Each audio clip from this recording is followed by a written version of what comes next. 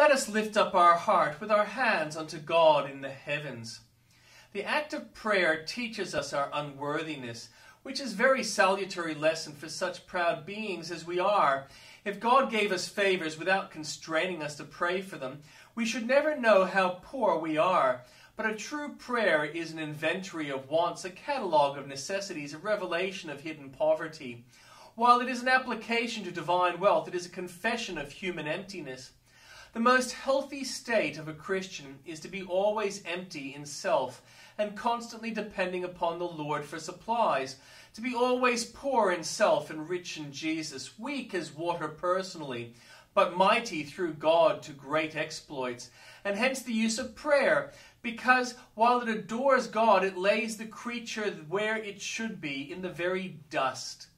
Prayer is in itself, apart from the answer which it brings, a great benefit to the Christian. As the runner gains strength for the race by daily exercise, so for the great race of life we acquire energy by the hallowed labor of prayer. Prayer plumes the wings of God's young eaglets, that they may learn to mount above the clouds. Prayer girds the loins of God's warriors and sends them forth to combat with their sinews braced and their muscles firm. An earnest pleader comes out of his closet, even as the sun arises from the chambers of the east, rejoicing like a strong man to run his race. Prayer is that uplifted hand of Moses which routs the Amalekites more than the sword of Joshua. It is the arrow shot from the chamber of prophet foreboding defeat to the Syrians. Prayer girds human weakness with divine strength, turns human folly into heavenly wisdom, and gives to troubled mortals the peace of God. We know not what prayer cannot do. We thank thee, great God, for the mercy seat, a choice proof of thy marvelous loving kindness.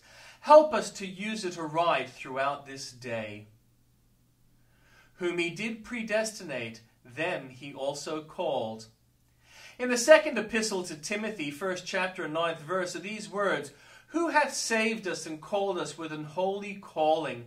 Now, there is a touchstone by which we may try our calling.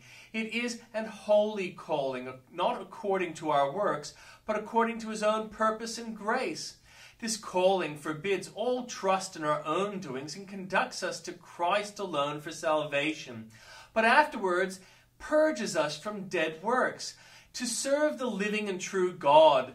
As he that hath called you is holy, so must you be holy. If you are living in sin, you are not called.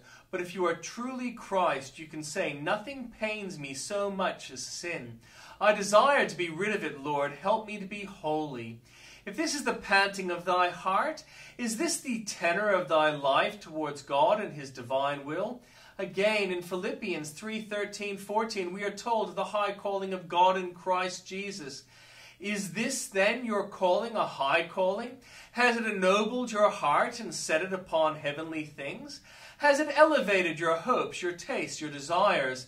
Has it upraised the constant tenor of your life so that you spend it with God and for God? Another test we find in Hebrews 3:1, partakers of the heavenly calling. Heavenly calling means a call from heaven. If a man alone call thee, thou art uncalled. Is thy calling of God? Is it a call to heaven as well as from heaven? Unless thou art a stranger here and heaven thy home, thou hast not been called with a heavenly calling. For those who have been so called declare that they look for a city which hath foundations, whose builder and maker is God, and they themselves are strangers and pilgrims upon the earth. Is thy calling thus holy, high, heavenly? Then, beloved, thou hast been called of God, for such is the calling wherewith God doth call his people.